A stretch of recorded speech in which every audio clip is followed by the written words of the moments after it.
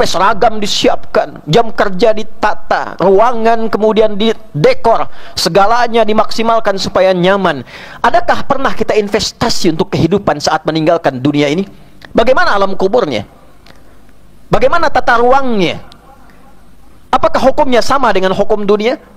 Pindah dari Indonesia hanya sekedar kunjungan ke Malaysia saja hukumnya sudah beda. Ke Amerika sudah lain ketentuannya. Lalu Anda ingin samakan dunia dengan alam kubur, pasti berbeda. Anda ingin samakan bekal alam kubur dengan akhirat nanti, tentu tidak akan sama. Berbahagianya di Al-Quran dijelaskan bekal terbaik untuk pulang. Allah nggak tuntut materi dunia. Bukan ini yang akan dibawa pakaian yang kita kenakan, bukan mobil yang kita koleksi yang dikejar dalam kehidupan dunia. Tidak salah, silahkan bekerja semaksimal mungkin, sekaya-kayanya, sedapat yang bisa kita dapatkan.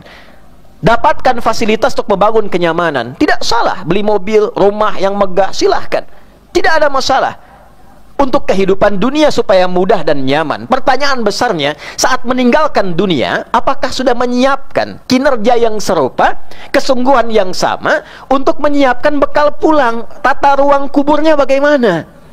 Surga yang didambakan tuh bekalnya apa? Maka Allah tidak menuntut fasilitas dunia yang kita kumpulkan. Allah hanya meminta lewat Nabi, alihkan cara pandang kita dengan dunia itu dengan meresapkan fungsi akhirat di dalamnya. Itulah yang disebut dengan salih. Amal pekerjaannya, salih itu sifatnya. Anda punya pakaian, bagaimana pakaian ini jadi salih? Ketika pakaian digunakan pada yang salih, dicatatkan itu sebagai hasanah namanya. Hasanah inilah bekal untuk pulang ke akhirat. Quran surah ke-6 ayat 160.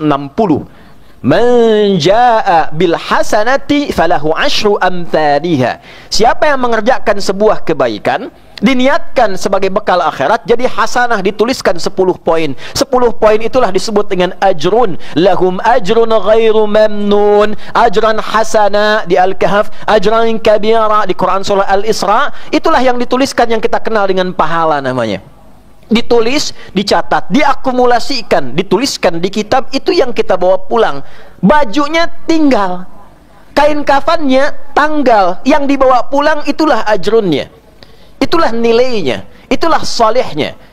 Karena itu ketika diberikan mata, mata melihat, fungsi untuk melihatnya titipkan sifat hasanah di dalamnya, sehingga matanya melihat dalam keadaan saleh.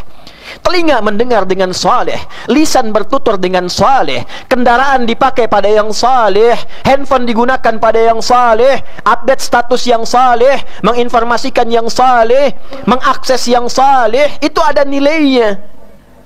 Dari sekian umur yang kita kumpulkan sampai detik ini, 30 tahun, 40 tahun, 50 tahun, lebih dari itu, tanyakan sampai detik Jumat ini, berapa yang telah kita kumpulkan dari semua sifat saleh itu sampai kita duduk Jumat di tempat ini, di masjid ini, di detik ini. Lawan dari saleh, sayyi. Saleh temannya taat, sayyi temannya maksiat. Alih-alih mata digunakan untuk yang taat, berapa kali dipakai maksiat? Qul lil mu'minina yaghuddu min absarihim. Allah mengatakan, katakan Muhammad SAW, viralkan pada orang-orang beriman yang mengaku pengikutmu, gunakan matanya untuk memandang yang baik saja, yang saleh sepanjang dia merasa punya iman. Ketika sinyal iman mengatakan itu tak baik untuk dipandang, palingkan. Itulah ghaddul basar. Berapa kali mata dipakai maksiat? Berapa kali lisan digunakan untuk mencela, bertikai, berfitnah, saling merendahkan? Bukankah itu maksiat? Agak mengherankan keterangan yang disampaikan oleh Sayyidina Ali bin Abi Thalib ketika menegaskan, beliau heran dengan keadaan manusia ingin ke surga tapi banyak berbuat perbuatan neraka, tidak ingin masuk neraka tapi banyak mengoleksi perbuatan-perbuatan yang bertentangan dengan itu semua. Alih-alih lisannya dipakai baik, digunakan pada yang tak baik. Demikian pula tangan sampai ke ujung kaki, fasilitas yang Allah berikan kepada kita. Pakaian dipakai apa? Buka koleksi lemari Anda di rumah, cek keluarga Anda, apakah seluruh pakaian itu pernah digunakan untuk ibadah, amal saleh, atau jangan-jangan hanya dipakai untuk kebutuhan dunia, keundangan, bikin yang baru, bikin sepatu yang bagus? Pernahkah Anda siapkan sesuatu yang baik untuk sekedar Jumat saja? Kendaraan yang Anda koleksi, pernahkah mengantarkan Anda sholat ke masjid? untuk sekedar ikut pengajian,